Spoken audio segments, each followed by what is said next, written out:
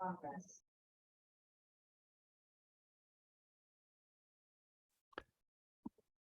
right, about to get started. Am I echoing?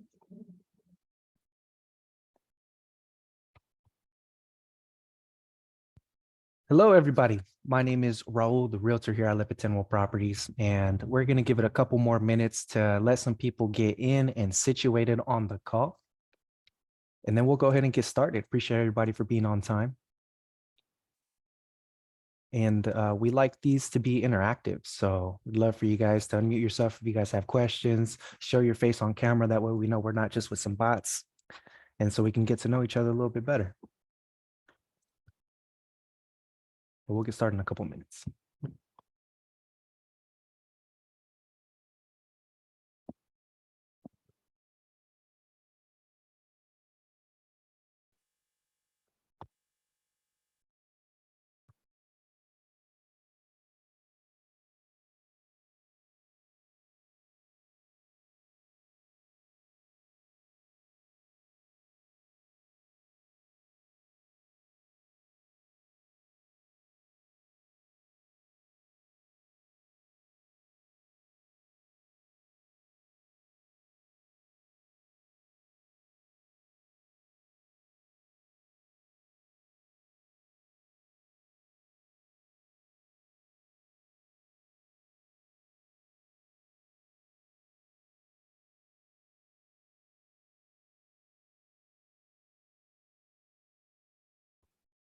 Okay, we're going to go ahead and get started.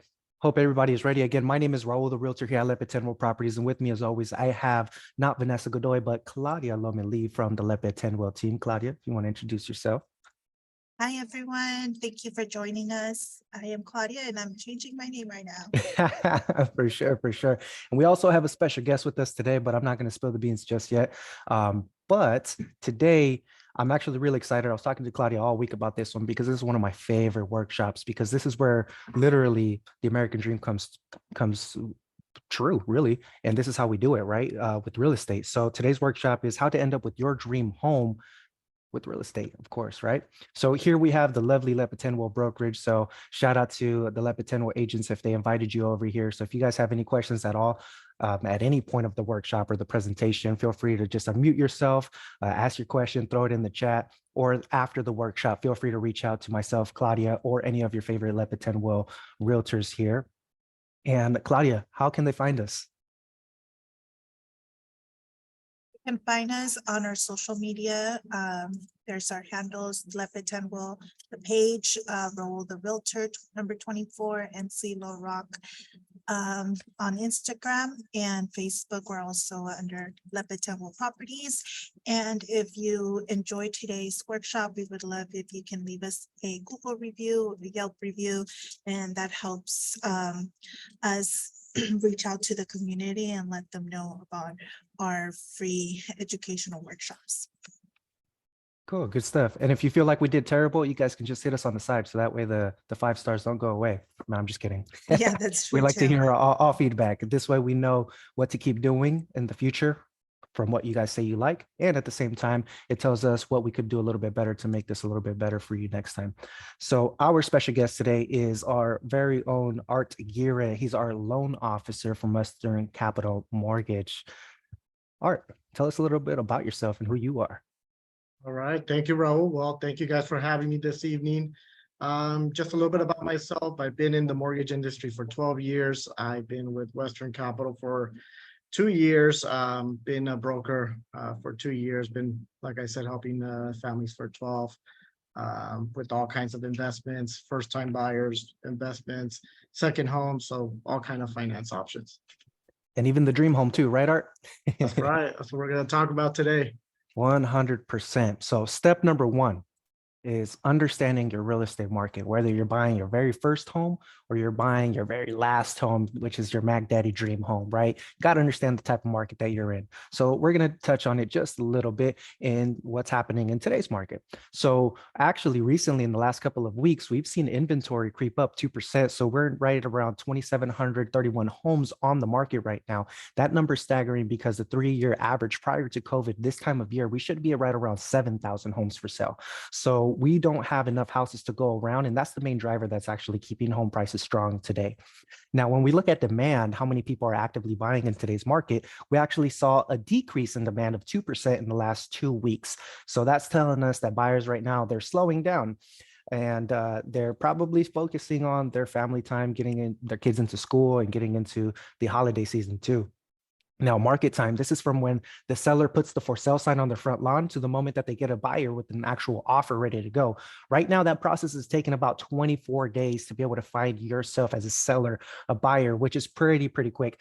Now, if you're selling a home in 60 days, that's already a hot seller's market. We're at 24 days. A neutral market is when a house is selling in 100 days. So you can only imagine if a neutral market is 100 days, and right now we're selling in 24 days, you can only imagine the competition out there for buyers right now. Now, when we're looking at foreclosures and short sales, a lot of people are comparing this market to the Great Recession back in like 08, 09. And a lot of our inventory that we got during those years was actually people in distress situations that couldn't make their payment anymore in a foreclosure short sale situation. Back then, there were over 8,000 families in that situation. And today there's a total of 14 families. And we're talking about, a county of over 3 million people. There's only 14 families that are in a situation where they can't make their payment to the bank, which is not a lot. So that tells us that people today that have a house can actually afford it. Now, depending on which source you're looking at, San Diego County has about 125,000 houses short. So we're missing 125,000 houses, right? Now, when we're looking at new construction leading up to the crash in 08, 09, 2005, 2006, new builders were building about 16,000 new homes on an annual basis. Now, we need about 12 to 15,000 today to be able to catch up to this housing shortage. And if you're looking 2022, there were only 4,000 new builds that actually hit the market last year. So if we're looking for new construction to make a splash in this inventory, don't hold your breath. They're not building quite enough. But in short, there's not a lot of houses. There's tons of buyers, and the market is going strong. Step number 2, Claudia, what's step number 2? Step number 2 is buy what you can afford today. And this is such an important step because we always have families that come in and say, I can only afford a condo. I can only afford a townhome, and they get discouraged or they don't see like the stepping stone of that, right, Ro? Yeah, 100%. I feel like, naturally, a lot of us, we all want the finer things in life, right? And when we're making such a big purchase, that buying a house is going to be the biggest purchase, probably the biggest purchase of our lives. We want to make sure that it's checking off all the boxes, right? I mean, if I'm spending $600,000-$700,000 on a house, I need to make sure it's got what I want, right?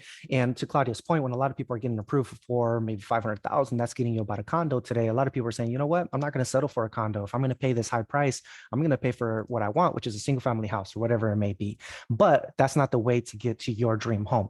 And we actually have a really cool story. We have one of our clients, he's actually a plumber. He's not making crazy amounts of money, millions a year. He's not making all that money, right? He's making decent money as a plumber, right? But he is on his way on accident to be making millions in real estate. And this is how he did it. So we're just going to go over how the plumber did it, and we're going to apply it to everyday basis, right? So this plumber bought his first house on 43rd and Keeler. If you know this area, it's not a very good area. It's probably a rough area, not somewhere you want to walk your dog at night, right? But nonetheless, he had just gotten married and he needed a house. He needed to get a house for his wife, right? So it was just him and her. So they bought a 2-bed, 1-bath house. They put the bare minimum. They barely had like $8,000 saved up. So that's what he put down, $7,800, right? And the payment at that time felt like a lot. It felt really heavy. That $1,250 payment that you see here today, it sounds like a dream, but back in 2013, that was a lot of money. But nonetheless, this gentleman stayed in that house for about 4.5 years, and then he refinanced. And when he refinanced, he didn't take all of his equity. He took a little portion of his equity. And with that little portion of his equity, he actually was able to take that money out of the house and put it as a down payment for the next house. So if you look on this one, he stayed here for about 4.5 years. And now when he bought it, it was 223. When he refinanced, his new loan amount was $253,000, right? Now the house is worth about 625. So he's got a little bit of equity on there, right?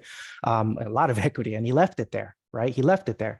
And so nonetheless, his new payment is $1,599 a month, and he's renting it out for $2,450. So right now he's $850 positive. Market rent's about $2,700 for that house today. So nonetheless, Plumber's doing good.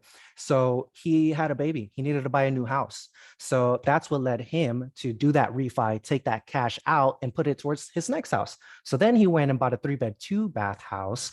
And he did this in 2017. He bought this house at $435,000. Now the area didn't get much better, but the house got a little bit bigger. You know, Grant family was growing. Life was changing. He needed something bigger. So that's when he bought this one at $435,000, and he leveraged the same loan. He tried to get away with a little bit of money down. So Art, you're our loan officer for today. How many times can a first-time buyer use a first-time buyer first-time buyer loan? So they can use a what's considered the FHA loan as long as they don't have another FHA loan. They usually will allow another FHA loan to come into the process. Yeah, and what's the biggest benefit of a first-time buyer compared to somebody who has several homes, someone who already has several FHAs, if you will, or already another one? What's the biggest difference there? Why is being a first-time buyer so beneficial? Because it requires minimal percentage down. So for example, if you're buying another home, you're required to only put 3.5% down, 5% down, compared to somebody who might be buying an investment property, 20% down. So it's minimum down payment. Bingo, minimum down payment. And it's beautiful because on this one, they were able to put $15,000 down. Now for this single family house, Art, if I was an investor, how much would I have to put down? What percentage? 20%? You would have to put 20% down. Correct. 20% down. So that's a difference. So that's $87,000 on this one. So compare 87,000 to 15,000. That's a 71, almost $72,000 difference, right? And that's why being a first-time buyer here in the States is such a beautiful thing. Because if you look anywhere else, I mean, I haven't tried to get a loan anywhere else, but based on my research, the US is really the only place where you can go and buy a house for 3-5% down. You go anywhere else, Mexico, Canada, Europe, they're going to ask you for like 35, 40, 50% down. And we're talking minimum just for them to consider you, right? So here you're able to buy a house with 3.5% down, $15K, which is a beautiful thing. And he didn't even have to save up this $15,000 because if you remember, he refied his first house, AKA got a new loan, paid off his old loan, and kept a little bit of cash on the side right there. That way he can use that extra cash as the down payment for the next house. And that's how he came up with this $15K right here that he, again, didn't save up for. And now his payment is $2,400, right? And, you know, just like any other buyer, the plumber's probably feeling it right now, that $2,400 payment. He's feeling it's very uncomfortable. And that's one thing that's never going to go away. It doesn't matter how many houses you buy. Voltaire Lepe, I'm sure you guys have heard of him, the CEO, top percent realtor here at Lepe Tendwell Properties. He has 52 tenants around town, and that's, I don't even know how many properties, but he still is buying properties religiously. And every single one that I've seen him buy, he's running the numbers 10 times, 20 times. And we're talking about a seasoned investor, right? So the nerves will never go away. But let's go back to this plumber here. So we have a question. Oh, sorry. Oh, yeah. Before we move on, the Yeah. question is, so in order to use first time buyer loan FHA, would you have to refinance out of the current FHA to use it again? Correct, but there's ways around that, guys. So you can keep a 3.5% FHA loan and then go on a 5% conventional. You just can't have two FHA loans back to back on your credit report. So you can keep your FHA loan, and if you're going to be departing from that FHA loan, you just have to use the 5% conventional. Is that hard to do? No, you just have to you would have to qualify for both mortgages or live 100 miles away from that FHA loan for them to be able to offset the mortgage. And do I, as the consumer, have to figure that out, or how would I know as a consumer? You would have to speak to one of somebody like myself. You would have to consult that. But yeah, if you're departing from an FHA loan and you're going to be buying like another first-time buyer, you would have to be able to offset that FHA loan, you have to live 100 miles away from that departing residence. For sure. Yes. Another following up question is, can someone use an FHA loan after using a VA loan? Correct. Yes, they can. Okay, That's two different type of loans. Yes. nice. Didn't know that. Yeah, usually FHA loans, they're a little bit more lenient on credit scores. So you can purchase a home with an FHA loan with a 580 FICO score. So that's an option. The only thing is the rate and the reserves will be required. So you do have some people that are, purchasing with a 580 FICO, but they're going to be a little bit more tighter on guidelines and requirements. Can you say that thing you said about 100 miles away? It has to be over 100 miles away? Yeah, so kind of give you guys an idea. Let's say I'm on an FHA loan and I'm purchasing another home, right? I would have to, for me to be able to offset my departing residence payment, I would have to be 100 miles away from my departing residence to be able to offset that mortgage. Does that make sense or? Thank you. Yeah, I think Yeah. it's like that, we actually just had a client like that. They were trying to qualify to buy another primary residence. And in order for them to qualify, the residence has to be 100 miles away, and it has to be some type of move up. So it Yep. can't just be the, 2 bedrooms or 1 bedroom home. It has to somehow make sense to the bank that you're upgrading, you're needing bigger space. So, and that's something that when our consultation will review. Yeah, you can't be going from like a house to a condo. They don't like that. They don't consider that an upgrade. So they might be trying to say, hey, there's gonna be an occupancy issue here. They might say, okay, they're trying to buy an investment property. Underwriters will say, hey, how are they going from a single family to a condo, So it has to make sense. And that's exactly what it is. The banks, these programs are designed for first-time buyers, right? To help a first-time buyer get into their first house, not to help investors build on their net worth, right? So that's the whole point of it. And so that's what the whole move-up process looks like to the bank. It's got to make sense to them. You're either upgrading to a bigger, better house, or you're upgrading to a better neighborhood, school district, whatever it is, it's got to make sense. You're going closer to your job, whatever it is. And like Claudia said, the good news is that you don't have to sit here and figure it all out for yourself. You can meet with your real estate professionals and they're going to help you build the best plan for you to be able to get there, right?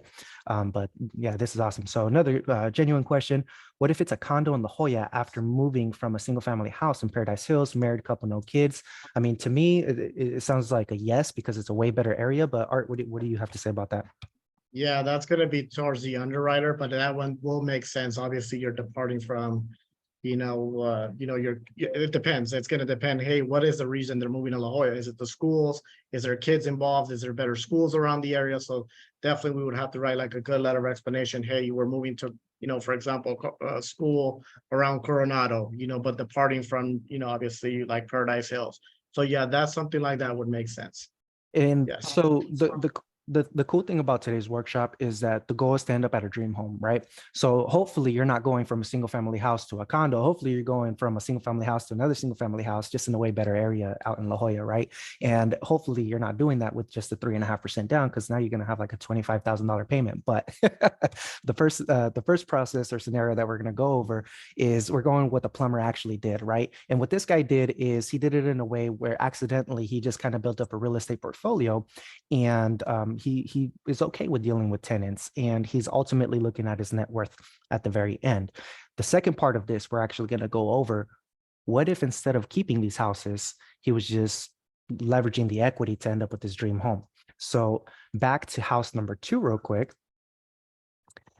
This is again, this is house number 2, where he bought it for $435,000, and he refied out of his first house for his down payment. So again, he didn't have to save for a second down payment. So now you got a payment of $2,400 a month, and you're renting it for $2,950 when you're ready to move out. So he actually ended up having another kid when he was here at Olvera and Euclid. He had another baby. So the family just kept growing, and that's what actually motivated him to keep purchasing other houses, right? So he was doing this all literally by accident, just because of life events, right? So now he's ready to rent this house out for $2,950. His mortgage is $2,400. He's in a good spot, making $550 a month, right? So that's when he went and he bought house number 3. So this one's in a little bit of a better area out there in Lemon Grove on Angeles and Kentis Drive. And he stayed there for about 2 years, and he bought this one for $537,000.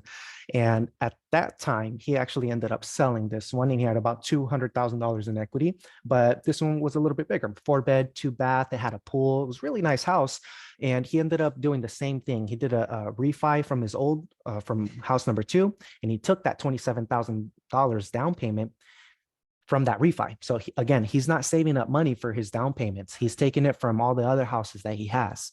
Now, on this one, his new loan amount was 510,000 and his payment is 3289. Common trend, payments keep going up, right? And of course, it's always going to feel uncomfortable, but the good news for this guy is that since all the money he was saving, he was able to put it in his savings account because he was allowing his other houses to pay for the down payment on this one. And that's the first thing that we have to take away from this workshop, is that we're not going to get to our dream house by trying to save up all of our money and then use that as a down payment, right? Oh, let me try to save up 20% so I can buy a house. You know, that's not going to work. The market's going to just fly by, right?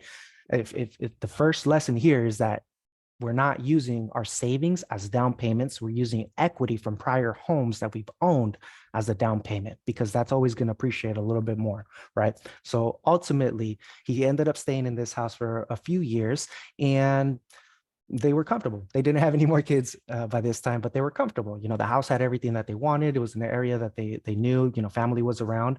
And, you know, at that point, his wife, she just wanted something a little bit nicer. She's like, you know, one of my dreams was to actually own a house that was new construction, a brand new built construction, brand new house that no one's lived in there before. It's kind of like when you're buying a new car. It's like, I don't want to buy a used car. I want that new car smell. That's kind of what the wife was saying. She was like, I want that brand new house. So that's when the husband got to work again, right? So with this one, that's when he actually ended up selling Angeles for, we actually sold it for him for $715,000. And after closing costs, he actually cashed out $162,000 net profit. Now, I'm not a CPA. I encourage you to verify this with your CPA, but if you've lived in the house 2 out of the last 5 years as a single person, you're able to cash out $250,000 in gains tax-free.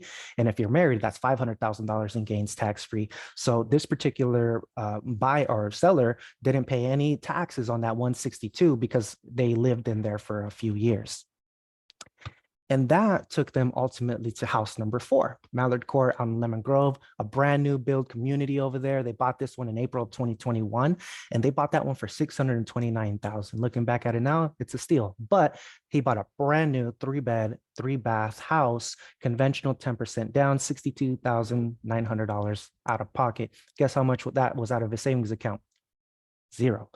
All of this money, all of the down payment money is coming from the equity from all of his other houses, which is the most beautiful thing, because let's face it. I mean, I don't know about you guys, but it's going to take me a little while to save up $62,900 to make that down payment, right? So he's leveraging the equity from his old houses to put it as a down payment for his new house. So now he's got a loan amount of $565,000, and today that house is actually worth $750,000. So he's got $185,000 in equity right there, and market rent for that house is about $3,800 today. So that's a little bit about the journey that this particular plumber actually ended up taking. And again, he did all of this really by accident. And we're going to show you in a bit where he ended up right now. Cool. So this is what he has going on right now. So between all of his properties right now, he's got 3. He kept 3 out of 4, right? So he's got 2 of them that he's renting out, and he's actually making some money off of those. So his annual gross rents and then his monthly gross rents are here, right? Compared to his total payments. So he's bringing in $5,400 a month in rents, and he's paying $4,000 a month in his mortgages. So he's doing all right. Now, the value of all of his properties combined is $2,050,000, right? Not just equity, but his value. Now, if you're looking at the total equity, he's got $912,000 just in equity alone. That means that if he wanted to, he can sell all the houses that he has, and he'll have $912,000 in profit. But because of those other ones, now he's probably their investments, so now he's probably paying some taxes. So he's not necessarily walking away with $900K. But if you wanted to cash out, you know, his net worth technically right now is close to $1 million. Now, let's play a little game. Let's fast forward 20 years. Let's go to 2044 real quick. 2044, those rents, and let's just say that he doesn't do anything, right? He doesn't do anything. He's not buying more properties. You know, he's not paying down his balance any faster. But in 2044, his property should be paid off unless he's refinancing and being irresponsible, right? But say he's being responsible. In 2044, he's going to have $193,000 a year coming in, or $16,000 a month coming in. So he can retire and just live off of his rents pretty comfortably with $16K coming in. Now, with investment properties, you got to take into consideration some expenses, right? Now, each property is going to be a little bit different, but as investors, typically take a rule of thumb of about 35% of your income, we're going to dish away out to expenses. So out of that 193, we can safely say that he's cash flowing about 125 a year, $125,736 a year, or $10,400 a month, right? Now, the value of all of his properties by 2044 is going to be 4.5 million. Now, he didn't do anything special. He didn't do anything crazy. He's not out here house hacking or doing anything, wild with the real estate market. It's not like he knows some crazy codes or real estate hacks that we don't know. Life was literally just walking him through this real estate cycle that ultimately is allowing him to become a millionaire just by being a homeowner and just having these tenants, which is the powerful way to be able to leverage your equity to get into your final home.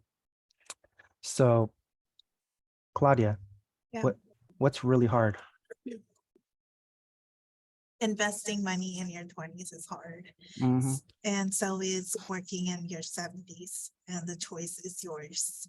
And I find it also interesting when we were preparing for this class, I Googled, how to buy your dream home, and everything that the tips that Google had, everything was very, live under your means, save up. Nothing was, trade your real estate. And I feel like that really is the secret to getting into your dream home. Sometimes it's not going to be my salary that's going to get me there, but what I buy and hold and trade it for the nice house with the pool. Yeah, 100%. Anytime I start complaining about not wanting to work because I'm tired, Claudia's always like, making money in your 20s is hard, bro. But guess what's harder at 70? She gives me that nice reminder. And then we get back on the grind, right? But let's see here. Before we move any further, I wanted to show you guys one more sheet because he could have taken a different path. And Art, you're going to walk us through this real quick because you know what the market was doing. You've been a loan officer for about 12 years, right? So house 1 through 4 and the hypothetical 5, right? This is if our plumber, instead of just refinancing the minimum down payment, keeping that property and buying another one, what if he was just selling the property, taking all of the equity and dumping it as a down payment for the next one, and did that 3, 4, 5 times? That's going to be a big old snowball, right? So Right. house number 1, he bought it in 2013 for 223,000. So let's say that he sold it for 425 in 2017. And the way that we came up with this number is we're just calculating a certain percentage. I think we did 7 or 8% appreciation year over year, which in San Diego is very realistic. And in 2017, let's just say that they sold it for 425 at 85,000. Or do you by chance know what the payment would have been like for that purchase on 223? On 2013, the payment would have been, Do you have an idea what the rate would have been? the rate's probably gonna be somewhere in 2013 is probably gonna be somewhere around 4.75. 4.75. All right, cool. So they sell this one and now they want to buy their next one. And they say that they want to use a first time buyer program. Art, what are your thoughts on that one, knowing that they have $85,000?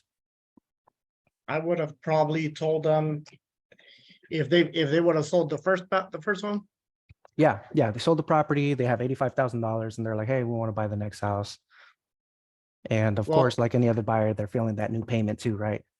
right. So let's say they bought the new house, right? And they're gonna be purchasing for 435, right? Mhm. So 435 and they cash out 85,000, their new loan amount is gonna be 350,000. At that time, the interest rate would have been 4.25. Your principal and interest would have been 1721. So your total payment is gonna be $2,253.03. Okay, At that current rate in 2017. cool. Which at that time, how were people feeling about those kind of payments? They were scared, I think the job force wasn't at the income we are now. I think at any time people are scared even now, but things adjust. I think now $2,253 seems like a win for anybody, right? Yeah. So, exactly. So yeah, 2002, they were nervous, but I mean, that's a very comfortable payment now these days, right? So Yeah. real estate Yeah. always wins. Yeah, like you said, real estate always wins and you got time on your side, especially as being the owner of the property. So house number two, the plumber, he ended up buying this for $435 in 2017, if you guys remember, right? But instead of putting $85,000 down, he actually went and he used his first time buyer program again, and he went FHA 3.5% down, which most people, they hear a lot of good things about FHA programs, which they're really nice. But Art, what would you say to this guy if he came up to you and he said, hey, I have $85,000 down, I need an FHA loan to buy my next house? Would you just say, okay, FHA, or, what does the process look like at that point? I think I would have put him in a conventional loan. I don't think FHA would have benefited him because obviously, you have a huge down payment. FHA is more like a first time buyers program with stuff with mortgage insurance. So I would advise him to put, more money to go into a conventional finance. And, if he can walk away with $167,000 in equity, I would have probably told him to do that. Yeah, 100%. And I just wanted to pick your brain on that because as a realtor, I'm meeting new buyers all of the time, and not just new buyers, but buyers that have had 2, 3 Mhm. homes in the past. And they're usually stuck on that FHA because it worked out so well for them, the first time, maybe the second time, they're like, I got to get another FHA loan. But in short, you don't have to have an FHA loan to be able to make this work for you. And that's the only point that I was trying to make there, right? So house number two buys it for $435 in 2017. And let's say that, again, he put all $85,000 down as the down payment. Well, he sold it in 2019, he would have sold it for, instead of refinancing, he would have sold it for 504. Again, we're using 8% appreciation on that one. At that point, he would have had 167,000 in equity. Or if he came in with $85,000, why would he have 167 in equity? Just because of obviously the growth in the value, right? Yeah, growth of value Yeah. and the principal pay down too. Every single time you're Right. making that monthly payment, you're not just throwing money away like if you were renting. Part of it, Right. sure, it's going towards interest, but the other part is your little piggy bank. That thing You're is paying is paying down the balance that you owe, and that difference between the balance that you owe and what it's worth in between, that's your equity, that's your savings, that's your money as the owner, right? So house number two, let's say that this guy sold it instead of refinancing and throwing it onto the next one. So the next one, he bought it for $537 in 2019. So in this scenario, he's putting down his equity. So he's rolling over all the equity, $167,708. And by this time, if you guys remember, we sold this house for him in 2021 for $715. Instead of cashing out $162,000 like he did the first time around, he would have cashed out $360,000, just right over 360,000. And then house number four in 2021, that was that brand new build that his wife really, really wanted, that he bought for $629. Well, instead of putting down whatever he put down, I think it was like $80K or $60K, he could have put $360,000 down, right? And he hold it for 2 years, sell it for $750. Now you got $493 in equity. And Art, I mean, can you tell us very briefly, like kind of what the difference of the payment would be from $629 at like a first time buyer today, $629 compared to $629 with $360,000 down? Like, can you give us an idea of like how drastic that difference would be? Yeah, that's a huge difference. That's probably like a $3,000 difference on a payment. $3,000 difference. Yeah, Which now is crazy. right now, yes, correct. Which is crazy. Think about it this way: if you can save $3,000 a month, for the next 2 years, what would you do with that money, right? So could have had a very low payment.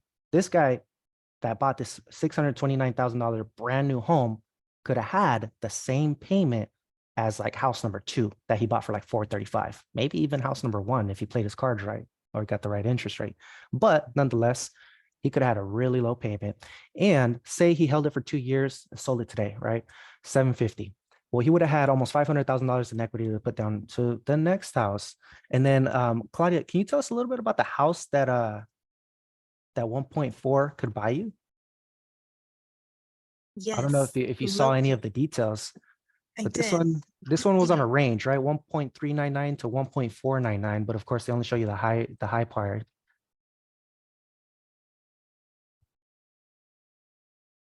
Can you hear me? Now I can, yeah. Tell us a little bit about this house, because this technically would have been like his almost like the dream house, pretty much, right? I mean, we're talking about what a 5-bed, 4-bath, 7,500 square foot house. Yes, with an OS. What? a resort style back, well, let's talk about the kitchen, big islands, high ceilings. Um, it has like some Spanish a sense to it. Big master, who doesn't want a big master with a walk-in closet, long hallway? That's always a plus. Just laundry room, and then that's the winning part, right? Yeah, the You get Oasis. that. And barbecue area built in, barbecue for gatherings. Okay, this one was, how much is this one? This is listed at 1.4. 1.5 basically, Thank but you. yeah, and it is That's active. awesome. Beautiful. So, yeah, it's really nice, and it's Chula Vista, 3,534 square feet, and really pretty. Everything, Yeah. a big Art, garage. what's the payment like on a house like this? Like $12,000 or Yeah, you're probably with property taxes, you're probably looking around 11 to 12, probably a little bit higher. yeah, 12K, maybe a little bit higher than 12K, Mhm. which is pretty intense, right? Especially Right. when we just got done talking about how a first-time buyer, when they're buying, the biggest purchase of their life, they want to check off every single box, right? It's kind of hard to check off every box and 1.4 on your first swing, right? But Right. that's why this particular plumber was in a very good position. Had he kept rolling over his equity, he would have had $493,000 down for this $1.4 million purchase. And I'm calculating today's rates. We're calculating a payment about $7,500, right, Art? Right. For this $1.4 million house. Now, compare that to a new buyer today. $750,000. I was talking to Art earlier today. I said, "Hey, Art, can you give me an idea of what a 750K purchase price, first time buyer that wants to buy a regular house, how much would the payment be?" He said $6,049. Now, for $1,500 more, just $1,500 more, you could have a $1.4 million 5-bed, 3-bath house that's 3,500 square feet. Had this plumber just kept rolling over his equity from one house to the other, instead of keeping a whole real estate portfolio, right? Which there's nothing wrong with keeping a portfolio, but he could have been living in a way bigger, better house today without necessarily breaking the bank. I was talking to Claudia a little bit earlier when we were looking at this house, and we were just like, wow, like this is really, really nice. And she made a really good point. She said, well, a lot of the people that I see buying these houses, it's not because their income annually is that much, right? It's not, they're not buying these houses because they're making $700,000 a year on a salary. That's just not how most folks are doing it. Most folks are buying these houses because they're started off with the first thing that Claudia said, buying what you can afford today, and then just doing the rollover process. Now, my man, the plumber, started in 2013 with this process, in 2021. That's about 8 years in, right? So it took him about 8 years to be able to get in this position. But how many people do we know that have been renting for 8 years and haven't done anything? Right? So this is just another way for you guys to be able to see the long-term vision of real estate and how time really is on your side when you are the homeowner, when you do own the actual house and you're not just renting or doing anything else with your money. That's irresponsible, right? And Claudia, I think you were talking a little bit about the return on investment of buying a house a little earlier, right? And a little bit about the difference of like an investor and the first-time buyer. Yeah, just before we move on, there is a question on the Oh, for chat. sure. Will an FHA loan consider the buyer's potential rental income from their first house to approve them for more for the second house that they are purchasing for themselves? So the only thing they can do when you're departing from a primary residence and you don't have any rental experience is you can only zero out the mortgage. You can't get income until you have 1 year, at least 1 year of on your taxes. Then they can give you rental income. But they could only offset the mortgage on rental income if you're departing from your primary residence, but they can't give you any positive income. So let's say, for example, your mortgage is $2,000, they could only give you $2,000, even though you have like a lease agreement for $3,000, they're only going to give you $2,000 because you don't have any rental experience. So the only way they can give you rental experience, if you have it 1 year in your taxes, then they can give you rental income out of your departing residence. Cool. Thank you for explaining that, and thank you for the Yeah. question. That was actually a really, really good question. Oh, what Um, about a VA? Ooh, No, also on VA, no, you have to have it in your tax return for an underwriter to be able to give you rental income. So as long as you have it in your tax returns, they'll be able to use the calculations of your tax returns. But if you're departing from your primary residence, they're only going to offset the mortgage. Gotcha. Yeah. Cool. Thanks, Kate, for the you. question. Yeah. All right. And then just stop me if there's more questions, but the return on investment real quick that we were talking about with real estate. So this is if an investor were to buy a $500,000 house, well, that investor, Art just told us earlier that if it's an investor, they got to come in with at least 20% down, which in this scenario is going to be 100K, right? Now, say in 5 years, this house goes up $50,000 in value, which in San Diego, that's not crazy to think, right? So say now your house is worth 550. So now to calculate the return on your investment, there's a little bit of math. Now, if you're looking at your 401k, look at the percentage that you're getting back. Hopefully you're getting something back and you're not losing, right? But look at how much money you're making, hopefully you're making like 10, 20%, which is really good. If you're looking at the S&P 500, I think I heard the other day that historically it's averaging about 9 to 10%, which is really good. You tell an investor you can make 10% on your money, they're going to get excited. So when you're looking at this investor buys this house with 100K down, right? They just made $50,000 in appreciation. Well, you divide that with their investment, that's a 50% return on their investment. They put in 100K and got 50K back, right? So for a total of 150, that's really, really good. You tell anybody, hey, I got a 50% return for you, they're going to jump up and down or probably think you're lying. All right. Now, let's look at the person who just bought this house for the first time, a first-time buyer, right? Same house, but this first-time buyer is going to live in it and they're buying it with 3.5 down. That's 17K instead of 100K, right? Say 5 years go by, and again, now it's worth 550. You made 500,000. Well, you divide your appreciation with the investment. Now you have a 285% return on your investment, meaning that you used 17,500 to make 50K. That's pretty good. You tell anybody you're making a 285% return on your investment. Again, they're probably going to think you're lying, but this is the power of real estate. And this is going to be one of the most returns that you can get when it comes down to buying. And when it comes down to real estate, there are a ton of misconceptions. So we just want to take a couple of minutes and clear those up. Claudia, what are some of the biggest misconceptions that you hear from first-time buyers as to why they don't buy? Yeah, that they need a 20% down, and sometimes they get discouraged because some people are like, oh, first-time home buyer, but first-time home buyer, the loan, FHA loan is a great entry-level loan that not only has like the best interest rate, but it also lets first-time home buyers come in with 3.5 down. So one of my favorite types of loans, and that you must have a 800 credit score, depending on the type of lending you're using. Some are flexible to like a 640, 650. Obviously, the higher the better, but you don't need perfect credit score.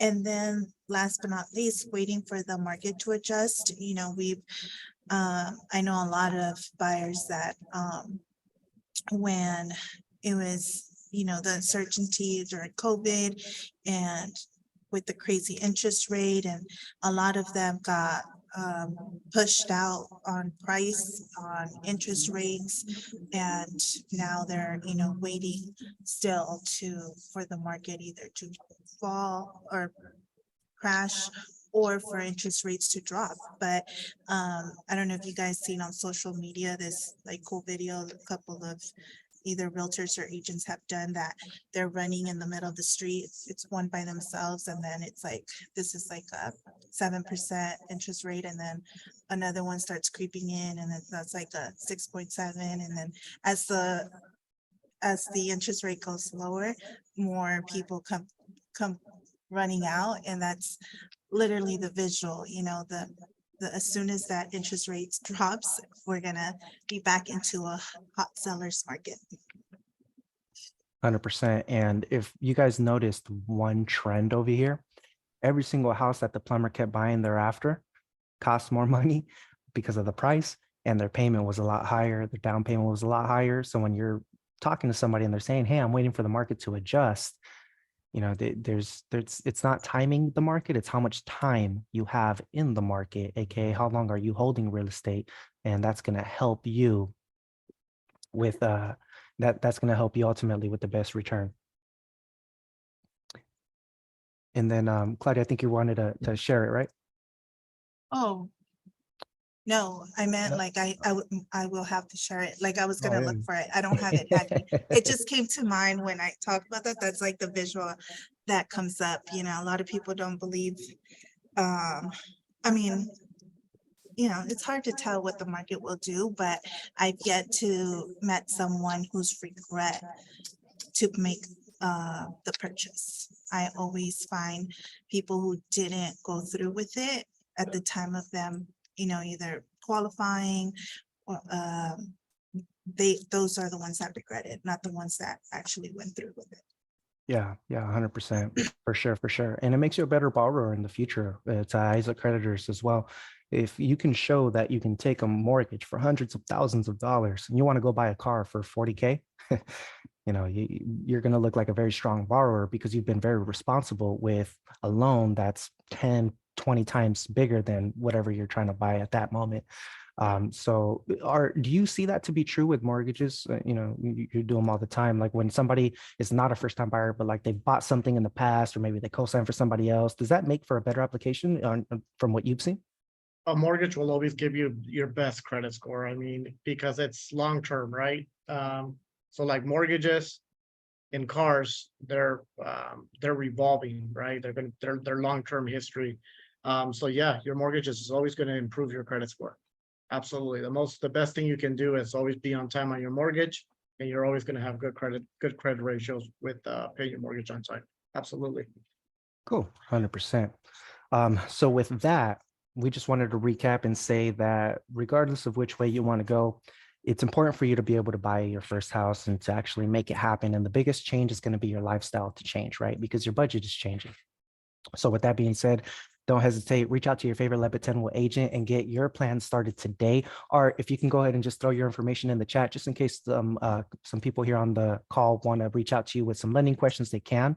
And I'd love to open it up to some Q&A. I know we've already kind of answered a few questions, but what questions, comments do any of you have when it comes down to being able to end up in your dream home at the very end of your journey?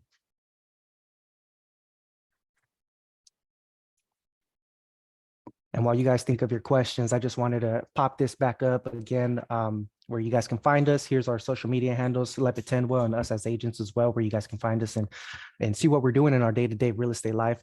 And also you'll have our reviews on there as well. If you took something away of value, if you thought something was pretty cool on here, we'd love to hear about it. And we'd love for you to share it so you can let others know what type of content we have going out. And also, if you have any feedback for us, we'll take that too. Whatever you think will make this workshop better the next time around, we'd love to hear that feedback as well. But again, I found the video. oh, nice. We'll leave it. I mean, my computer's cool. doing.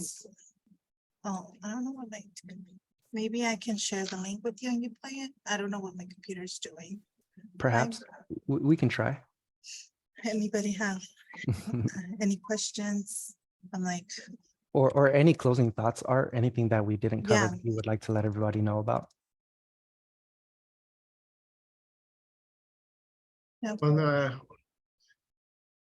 I just shared my info on the chat. If you guys just have any further questions.